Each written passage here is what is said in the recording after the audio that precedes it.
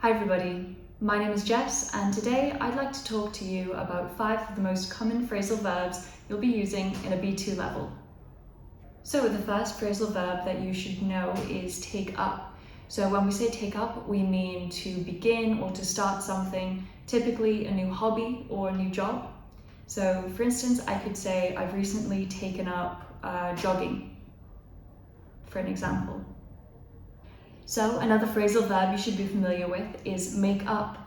When we say make up, we mean it as saying something that isn't true.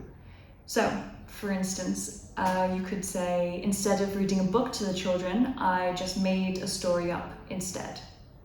The third phrasal verb that you need to be sure of is to keep a promise or keeping promises.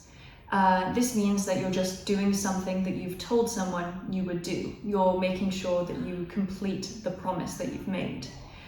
For instance, we could use this in a sentence and say, oh, if I were you, I wouldn't trust that guy. He never keeps his promises, meaning he's unreliable and untrustworthy.